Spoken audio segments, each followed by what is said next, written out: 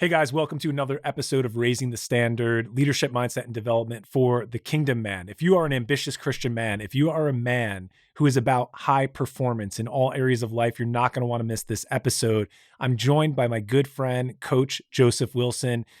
Joseph is a coach, a business coach, a purpose coach, a leadership development coach, and he's also the author of the book Overflow.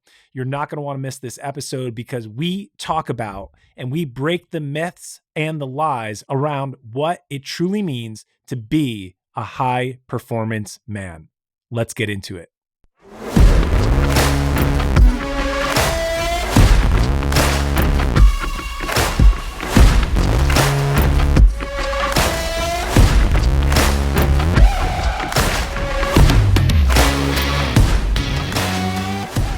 Hey guys, welcome to another episode of Raising the Standard. I have a special episode lined up for you today. I'm here with my very good friend, Joseph Wilson. If you guys have been tracking with the show, you'll know that on episode 57, I actually aired a past episode of when I visited Joseph's podcast, and that was all about how Christianity has been feminized. So if you've been listening to the show, you probably already have been exposed to Joseph and the work he does, but I'm excited because this is the first time he's on this show right now. Joseph, my brother from New Zealand, welcome to Raising the Standard. It's good to see you, man. Josh, thank you so much for having me. It's great to be here. Super pumped for this conversation. Yeah, man, I'm excited. You know, we have developed a really good friendship, which we talk a lot about on this show, that guys need friends, right? Guys need brothers in the battle. Guys need trusted advisors and just people they can do life with. And even though I think it's a 17-hour time difference, like forward a day in New Zealand right now, we still stay in touch through the beauty of apps and the virtual environment. You know, we talk a few times a week, so you and I are pretty close and we share life together. And I just want to let the listeners know that because this is a guy that I fully trust and we give each other advice and counsel, and we really are doing life together. And we have so many good conversations. I wanted to bring that in here because, Joseph, you're carrying something for your country. You're carrying something for men. You're carrying something for the people that you serve that I want to share with my audience. So let's jump right in, if you don't mind, because you're like me, man. This show is for ambitious Christian business guys. These are guys that are listening that want to expand the kingdom of God in their lives. The thing is, when it comes to doing that, we don't have tons of practical teaching. It's not a topic that's widely spoken about, especially for guys, whether they're in corporate, white collar, blue collar, building their own business, working on a side hustle, launching their entrepreneurial project. What's it really look like to move with God? Because we all want his purpose. And I know you're a big purpose guy. We're going to talk about that too. But if you could share from your perspective, maybe even just give me a framework or a definition of what it looks like in your life to operate your business with God and how that plays out for you. And let's just jump off from here. Man, so in Acts chapter 17, Paul talks about in him we live, move, and have our being. And to me, that is it. You know, every element of my life since Jesus came into the picture, every element has been through him, in him, by him, for him. And it's just made life so much easier. I think as believers, we have a supreme advantage that we are seated in him, with him, covered by him. And so this life is a different journey for us than someone who doesn't have him. You know, in 2008, when I had a radical encounter with God and he showed me he was real, right? Not just religion, but he was real. I had this journey of God saying, I love you. I love you. Will you let me love you? And that was a new concept to me because I had only known religion. I had only known work for it, earn it. And God's kind of there on Sunday and on Wednesday, but the rest of the week you're on your own and you try and be a good boy, you know? So here's God going, no, I love you. I love you. And it was a challenge for me to just receive his love and let that become the genesis of my journey. So when we talk about business or even marriage or parenting or brotherhood, the nucleus is always in him. And that's why it's easy. Maybe I shouldn't say easy, simple. Let me say simple. Not always easy, but definitely much simpler. That's really powerful. So I want to go to the first statement you made, because when you quote that scripture in Acts, you're allowing God into every area of your life. That's really what Paul's talking about. And that's the way you're relaying the way you encountered God, and how it's just natural, if you can accept that he comes into your business, comes into your family, comes into all these areas. But what I find, and what I have observed in my own life, I observed it in the lives of other men. I write about this in the Standard, and I just think it's a tendency within men that we like boxes. And I find that we're really good at setting up compartments and compartmentalizing our life. So it's like, hey, I have my home life, I have my family life, I have my work life. And that's typically how a man works. I've actually spoken about this in the last two episodes when we were talking about how men fall into temptation and how successful Christian men fail and they fall. It's because sometimes they're in a different box, and they don't necessarily, they can work separately and they can be isolated. So that's something to overcome. Elaborate on that a little bit, because that's a challenge for men. And how do you break those boxes? How do you let God into those different areas of your life, especially if you've been wired from a young age? Like, hey, I go to school and this is what I do. I play sports. This is what I do. I go to work. This is what I do. I come home. This is who I have to be. Yeah. So I think that this box premise really tries to make life linear. And life is not linear in any area, in any aspect, ever, you know? And so in the age of algorithms and formulas and 12 steps to something and prescription, in this age of great prescription, this knowledge-based economy, we try to make ourselves something we're not. You know, I'm not just a body. I have a spirit. I have a soul. I have a heart. I am a multi-dimensional being. And so it's very hard to box what you can't box, you know? So I feel like the problem is we start getting people to perform at a very young age when we teach them different boxes, like show up like this at church, like this at youth group, like this at your sports team, like this at home. And we start to box to make it easier. We think we're making it easier, but actually we're just throwing more balls in here to juggle. Instead, if I was to drop those balls and start to operate from who I am and not focus on what I do, life becomes really easy because who I am never changes. And I'm able to flow and move into whatever door, like a husband or a father or a businessman or an athlete, whatever it is, I'm able to flow because the foundation is who I am, not what I do. I think that when we add boxes, and maybe they have a good place as long as you know who you are. When we add boxes and people don't know who they are, it becomes really, really hard to juggle every element. So when I say in him, we move, we live, we have our being, that's my identity. It's in him. And everything that I do flows out of that place. So it becomes easy. There is a flow, there is an ease, there's a simplicity. And now I'm not performing to be, I am performing because I already am. And that pressure, when that fell off me, it's been 14 years now, has been the greatest thing as I've watched friends come into marriage and fatherhood and brotherhood and get bogged down. That one little thing of no pressure on me, I'm in him, he carries my burden, he carries my pressure, and I get to flow out of that, has just made life so different. And so that's what I would say about the box conversation, is that a lot of people in the aim of simplifying have complicated what never needed to be so hard. Yeah. Wow, Joseph, you said a lot there. And it was really powerful, because I want to start with where you started, and you described this linear thought process. And really what you're explaining is, to me, it's a Hebrew mindset versus a Greek mindset. And if the listeners aren't used to this language, let me just explain this principle to you, because the Socratic thought, the linear thinking, the way we think in outlines, the way we've been trained, at least in the United States and probably most of the civilized world at this point, is very linear. It's very formulaic, and A plus B always equals C. That's the way it works. That's the way we think.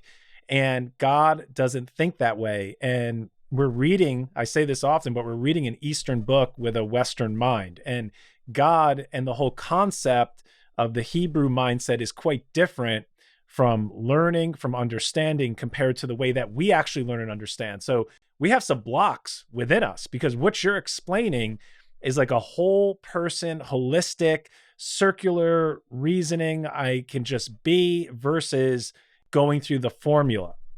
And so that's a little bit of a disconnect for us, depending on our upbringing and where we come in from. Yeah, I think that this is the battle of a Christian man, a believer, that will he allow God that space in his life to be the beginning and the end, to be a coverer, to be Abba? Will he allow God in that space where the man now doesn't have to carry stuff that he wasn't designed to carry? And so I love what you're saying. And this Hebrew conversation, I think, is very, very important. So you went into this performance thing. This is huge because listen, I was tasked and I am tasked with being a high performer. That's what I do at my job. We even use that language. When I was leading teams, I'm building high performance teams. That's the pinnacle in the world, whether it's sports, business, athletics, whatever your environment is. Like we all strive for high performance. You like me, you're into fitness. We want to optimize everything. So we do have this performance mentality, and it's ingrained in our nature too. Because when we meet men, when we meet other guys, if we're playing sports and the way we relate to each other, shoulder to shoulder, like we want to do an activity together, I want to outperform you. Right. And like that's the way we're raising our kids. Like, hey, we want to win. Yeah, we have fun and we learn the game. But at a certain age level, it starts to get competitive. So tell me more about performance because this is something that's ingrained in us. So this is really critical. And I want to hear your perspective more as you kind of take it a level deeper with performance to work for something versus performance because I am something. Can you just explain that a little bit more in this identity piece? Yeah. So throughout our childhood, like you say, we get trained to become performers. But unfortunately, with that comes this earn your right so that you deserve it. And now our performance is no longer an expression, which is what it was always supposed to be. My performance was supposed to be an expression of who I am, but now it's become my attempt to try and gain or become something. So when I'm in school, my grades, now my performance is deciding how my teacher treats me, how my school students relate to me, where in the class I might get to sit, who talks about me. And I'm learning very subtly that, oh, my performance is going to determine everything. And so now instead of allowing performance to become a byproduct of my life, I make it the be all and end all. So to me, healthy performance is an expression of healthy processes, of healthy processing in your own life. It just your performance is a byproduct. But when performance and the outcome and the goal becomes the focus, you could have very unhealthy processes that still get you the outcome, but it's at your price. You are going to pay a price. And usually you will pay a price you don't want to pay. And so I think with God, what happens is that he validates you as a person to such a level that now, because you start to know who you are and you can express that, the performance is a byproduct. And whether it's right up there in comparison to other people or average or even below average, because you don't get your value from that, you're able to engage the process with more fun and ease, where then the performance starts to increase on its own. So I think fundamentally the problem is when you are trying to perform to earn, deserve, and become instead of performing because you are. And we're seeing that now as people talk about crash dieting, right? That's a good example. In that performance is for the goal. And what's the goal? I want to lose 20 pounds in 6 weeks. And we're so goal focused that the processes can be so stupid and unhealthy. And now you're starving and you're eating celery sticks. And 3 months from now, you can't do that. But you do whatever it takes for that goal. And now you're damaging your mind, your psychology, you're damaging your physiology, all in the attempt for the goal. And you get the goal and you put the post up and you might get a prize, but you've actually ended up worse off because you didn't perform from who you were. You performed to try and become. And I think that that's a pattern we see over and over again.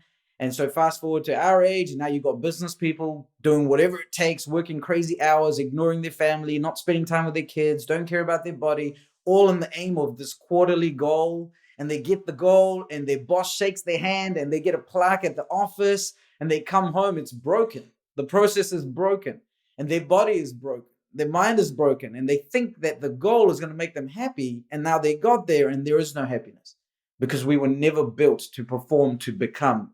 We were built to perform because of who we are as an expression. I love it, man. Do you know what I love about this the most and what fires me up is that there's people that listen to Christians and they look at Christian men, and there's even Christian men that kind of shun Christianity and church because they've been told that there is no high performance. I just come and I just be, and it's a safe place, and just be a nice guy. And you don't really go for, let's not push too hard. Let's just be Christians and stay in our little box. And that's not what you're saying. So you're acknowledging, like, I'm built for greatness. Like, I should be striving for excellence in everything I do. The difference is, and this is what I'm hearing you say, is the origin, the starting place. I'm not starting with performance. I'm starting out of a rock solid identity. And because I know who I am, I now go and execute those goals, and I can raise the level and I can be a high performance man, but I'm not doing to earn validation, to earn love, or to prove who I am. I'm doing it because it's who I am. Is that right? Yeah. And so there is an ease. And so there is no pressure and burden to carry, because when you are performance driven the world's way, you are outcome driven, you are goal driven. And so when that doesn't happen, there is a consequence, because that's what we've been taught. But when you are performance driven as an expression of the design that God has given you, the outcome is great, but it's not as important as the process. And so we hear people say quotes like, I'm not losing, I'm learning. And that's very true. But that's because we were designed to be like that. Everything that we did as mankind the first time, we failed at. When you were a baby, you failed at everything. You failed at talking, you failed at drinking milk properly, you failed at eating, you failed at moving your body properly, you couldn't stand. You had to learn everything through quote unquote failure, So that's a different type of performance. No parent made their child sit down because they stumbled the first time. No parent stopped giving their kid food because they put it in the wrong hole the first time, right? It was a different kind of performance. That was a very expression-based performance. But as we get older and we come into society, the expression-based performance now changes to prove your worth performance. So I'm not against that word performance. I have a lot of friends that are against that because they think all performance is bad. But when I read the Bible, it says that Jesus performed miracles. Right? He performed. There was performance in his life. It was just such a healthy performance that it never validated him. It was not something that he used as a benchmark for other people. His benchmark was always, I only do what I see my Father doing. If you've seen me, you've seen the Father. I know who I am in God. That was his benchmark. Yeah, and let's go a little farther with performance and why this is a good word and why men should accept it and live by it. I'll even go farther because there is going to be a sect or a stream of Christianity, when they hear performance, they hear legalism. They hear like, I'm performing for God's love. But if you listen to the context of what we're saying, and if you look at the context in the word, the life of Jesus, and I'm also going to bring in the Apostle Paul because I'm really big, and on this show, I talk a lot about the athletic metaphors and analogies that Paul uses. And he's talking about perform as an athlete. I mean, I was on your show, I don't know, a month or two ago, and we talked about winning your race. So to win your race, you need to perform at a high level. Our guys, the guys listening, you and me, like, we eat for performance, we train for performance. So this is something we should accept, and to shun it and to walk away from that word is going to make you a weaker man. So I'm going to say accept it. So I'm all in on performance and being a high performance man. The other thing you spoke about is the outcome versus the process. And to me, I'm going to connect this back to where we started with it, a Greek mindset versus a Hebrew mindset, because a Hebrew mindset, it is all about the process. It's all about who you become. It's about the journey. It's about following God. So I think when Moses led the Israelites through the wilderness and they followed God and they saw the visible manifestation and representation in the pillar of fire at night and the cloud by day, it wasn't just about get to the finish line in the promised land. It was about that. There was a clear distinction of this is a goal. There was a real clear goal and a mission, but it also was about who are they becoming in the process. And we know for them, they learned a lot, and there's a lot of failure in that journey that we can learn from. So there's a goal, but there's also a process in every man of God's life that he walks us through. So I think that Greek mindset sets in again, and we become black and white, winner or loser, just get to the finish line, and by any means necessary. And that kind of goes to your crash dieting reference there, right? And you kill your metabolism, and you get good pictures on one day, and then you yo-yo diet back to where you were, or worse than where you started with that stuff. Yeah. I want to throw something else in here, right? In terms of the performance conversation.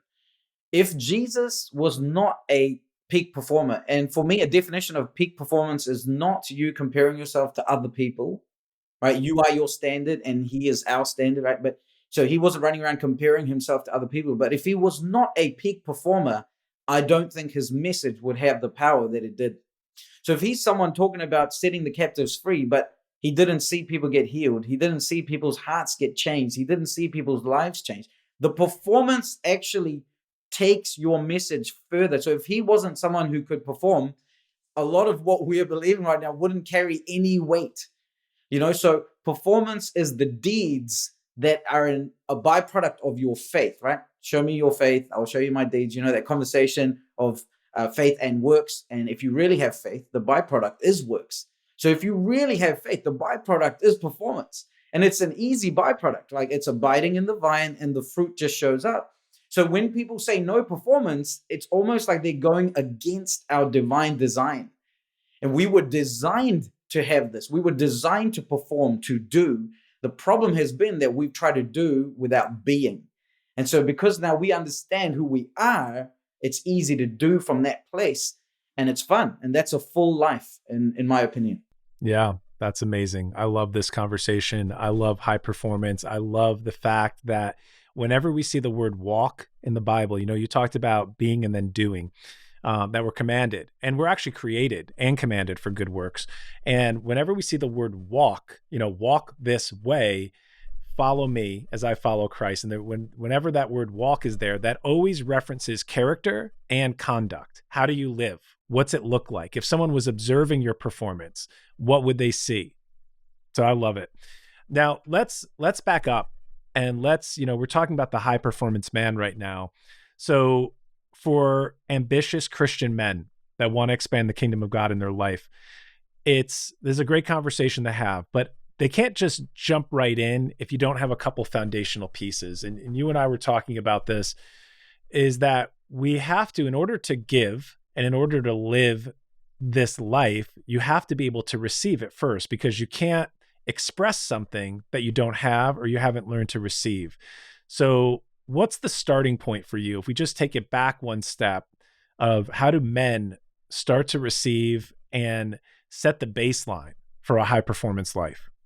Yeah. So a lot of my conversation, I like to go back to original intent. I like to go back to Genesis 1, right? Not Genesis 3, but Genesis 1, before the fall, when God made everything. There was purpose behind it, because nothing happens outside of purpose. And so I like to go back there, because that should be a measuring stick that we look at, not just other people's opinions and philosophies. So when we go back, we see that God made all the stuff. He made creation, and then he made a garden, and he put man in the garden. And so the first thing we see was that man was designed to be in this Eden, in the presence of God. And I'm doing a lot of things with men now, and I know a lot of men who don't know how to be in the presence of God. They don't know how to be in the presence of love, pure love. They don't know how to be in the presence of holiness. They don't know how to be in the presence of something that's bigger than their ego, And so we were designed originally to be men that know how to navigate the presence. And so I would go right back to that. When I encountered God that first time, he was pulling me into his love, into his presence. And my ego, my soul, was reading him all the reasons why I did not deserve to be there. And this is that performance culture, because I was raised in that. Here is my report card. And I'm telling him, don't you know how drunk I got on my 21st birthday party? How can you just pull me into your deep love like that? Don't you know what I was thinking? You know what I've done. You know what happened just a few weeks ago. How can you just receive me like that? And there was this battle of, Joseph, you can't earn this. No matter what you do, you can't earn it. You will never, ever deserve it. It's a gift. Gifts are only received. And sadly, in Christianity, a lot of times we will say this like, wow, salvation is a gift, but we still try and cheapen the gift with our little works, let me do this. I'll go on Sunday to earn that little bit of love, or I'll go on Wednesday night, and we miss the whole point, which is actually a love encounter. So I always like to go back there. We were designed to receive love. And because we receive love, we can give love. That is the primary goal or part of being a human. The primary, I don't know the right word to say, but the primary reason for our existence is to receive Yeah. and give love. Yeah, I don't disagree. I agree with everything you said. The issue that we have is that as men, we're naturally not receivers. Even if you look at our design, we're givers. That's what we do. That's what we contribute to the relationship. We are protectors, we're providers. And even as I look at the role of a mother and a father, the father provides identity, provides resources, provides tools, frameworks for the children to understand who they are. The mother teaches a child how to receive. And so we should be getting it in its proper order. We should be learning how to receive from our mothers, but we know the world's messed up and not everybody gets this kind of training. And I can even give you a practical example. And guys listening, you'll probably resonate with this is that if you think about a gift, I love giving gifts. It's not hard for me to give a gift. I enjoy it. I love to watch someone open their gift, but to receive a gift sometimes is harder. And if a gift is a hard thing for you and you're just like, hey, dude, I don't have a problem receiving a gift. You can give me a present anytime you want. Let's think about it a different way. Let's talk about an act of service, something very personal. It's easy to do those things for people and give those things to people as a male because we're wired and we're built that way. It's actually second nature for us. We should be doing that. But when someone does it for us, I find within myself, sometimes I have some resistance. I've gotten over this, but I still notice it. I notice like, no, I'm the provider. Like I'll do that. Or I need to come in and provide, protect, or give something here. I'm much more comfortable. Like that's home base for me. I want to serve you. And if someone serves me, I've gotten over it now as I've gotten older and matured in my walk. But there is a little bit of a natural resistance because it's kind of unnatural for a man. So I want to hear your opinion on that and maybe a couple ideas you have of what men can do to get into a receptive position and learn how to receive. And yeah, if you could talk to that, I think that would really serve the audience. Yeah. So some of this, maybe I defer to you a little bit in the sense that I think men have been programmed to be only givers, but we weren't designed, we weren't built to be only givers. There is no one who's built to be only a giver, because that would mean you are source, but you are never source. You are only resource. That's as far as you go. You can never be source. So man, when he was first made, had to receive the breath of God to then have life, to then give. Even when I look at a baby, when a baby's born, the first 3 years, which are the most critical years of a baby's life, that baby can only receive. That baby can't do anything else. And so this is God's model of you were first created to receive. You will never give what you've not received. And so learning how to receive is the first order of the day. But society and our upbringings and different cultures have trained us out of this secret. And I call it a secret because when you learn how to receive, now you will never lack because he never lacks. And he's the same yesterday, today, and forever. He never lacks anything. And so when I encountered God, the first thing that began was, Joseph, will you learn to receive? And it actually took me about 2 or 3 weeks. And it was a real battle in my heart and my soul to let him love me for no reason or what I thought was no reason. But God loves us like that because that is his nature. It's his very being. He is love. He doesn't do love. He doesn't have to be loving. He doesn't have to try and show loving ways to people. No, he is love. He cannot deny himself.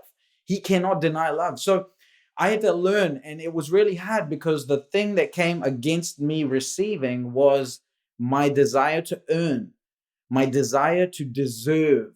And that was built in me because it stroked something in my ego. It stroked something in me to make me feel good about life.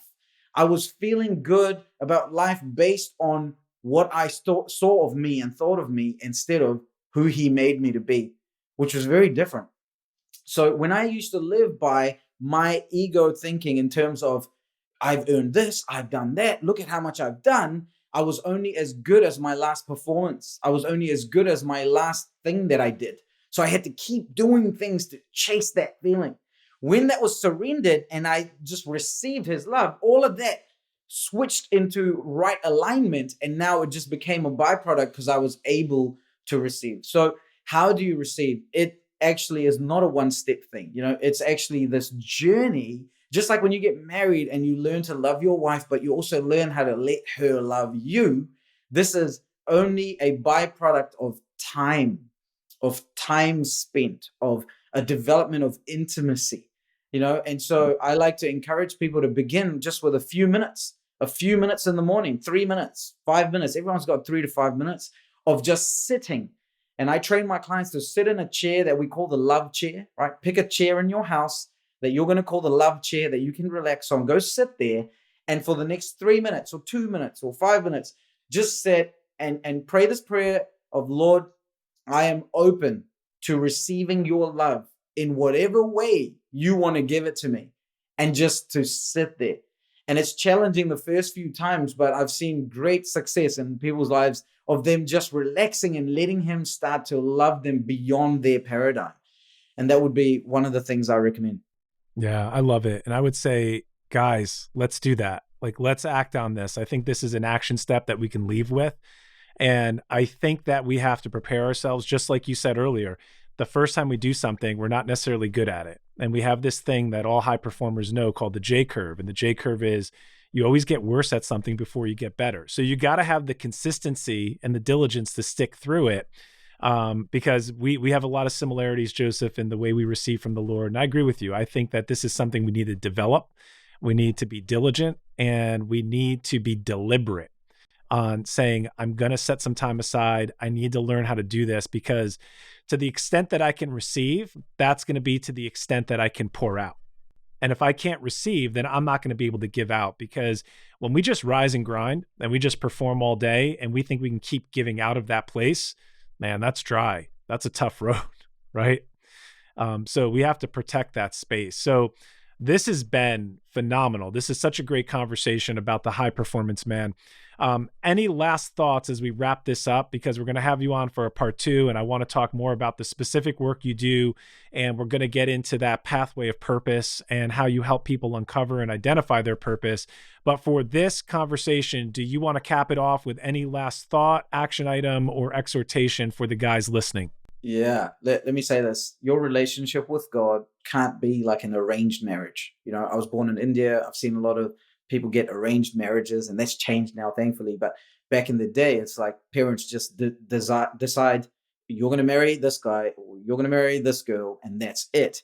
And so it's told by someone else, and now these two people try and fulfill that. Your walk with God is not like that. It's actually a bit more like your love relationship with your wife. When you meet, so when I met Kirsten, who's my wife, I've been married 12 years. When we first met, there was something about her that just made me feel like, oh, she's good.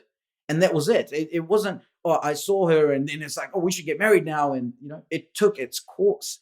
And I feel like many Christians don't allow that course to happen with God, where they actually see him for who he is and let him be who he is and allow that love to grow. So this 2-minute love seat, right? You're just sitting there for 2 minutes and allowing God to show you who he really is.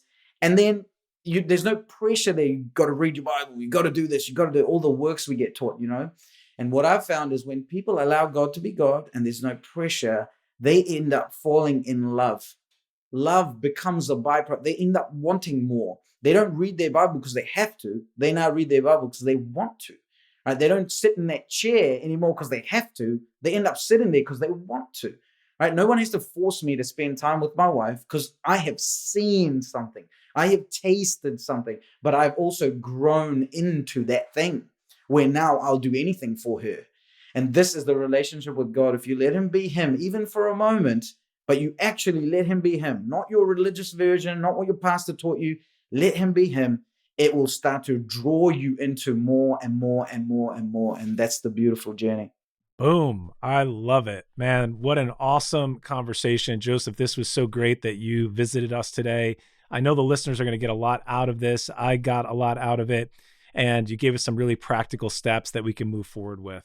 Guys, let's raise the standard. Hey guys, I wrote a book that went on to become a bestseller. It's called The Standard, Discovering Jesus as the Standard for Masculinity. I would love for you to get this. It's available on Amazon right now. But if you visit standard59.com, you can get the first chapter of the book for free. I want to give you the chapter called Jesus Has a Plan. And you need a plan as well. There's specific areas in your life that you will be attacked in. How do I know? Because Jesus was attacked in these areas as well, and there's a pattern to it. And I want to give you this chapter so you can see how Jesus effectively deploys a plan in his life and how he sets the standard for all men to follow and why we need a plan as well. If you want that chapter, go over to standard59.com and grab it. If you want to get the book, you can get the book on amazon.com. Thanks for watching today's video, and if something resonated with you, please leave a comment below. Let us know what it was. Tell us what you would like us to explore for future episodes. Go ahead, like this video, subscribe to the channel, and continue to raise the standard.